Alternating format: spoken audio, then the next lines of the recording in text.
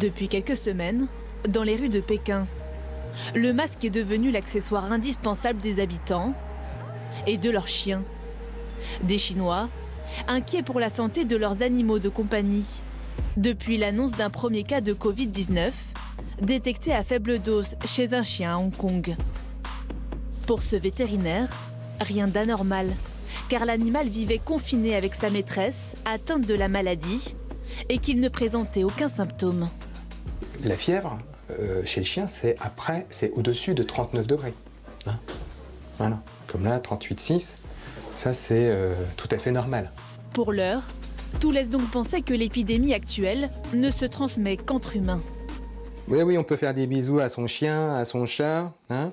Ils ne risquent pas de nous transmettre un coronavirus. Ils ont leur propre coronavirus. Donc chez le chat, ça provoque ce que l'on appelle la péritonite infectieuse féline. Donc c'est une maladie qui est connue depuis des dizaines d'années, qui ne se transmet que de chat à chat, et qui ne s'est jamais transmis du chat à l'homme ou du chat à une toute autre espèce d'animal de compagnie. Donc ils ont leur propre coronavirus. Nous, on a les nôtres, et eux, on les leurs.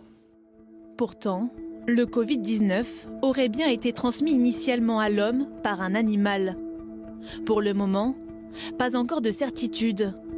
Parmi les principaux suspects, la chauve-souris, le pangolin ou encore le serpent, des espèces sauvages présentes sur le marché de Wuhan, point de départ de l'épidémie.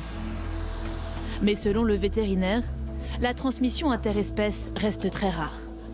Les principales zoonoses que l'on rencontre à partir des animaux de compagnie, ça va être la teigne, donc c'est un champignon qui se transmet notamment du chat à l'homme. Hein. Il va y avoir la pastorellose, c'est une maladie bactérienne que l'on peut attraper notamment par morsure d'un chat, par morsure d'un chien. Il y a la maladie des griffes du chat, qui est aussi une bactérie qui se localise au niveau des griffes du chat. La zoonose virale la plus connue en France, c'est la rage. C'est une maladie qui maintenant, grâce à la vaccination, a totalement disparu du territoire métropolitain. L'Organisation mondiale de santé animale recommande simplement aux personnes atteintes de coronavirus de respecter les règles d'hygiène de base au contact des animaux.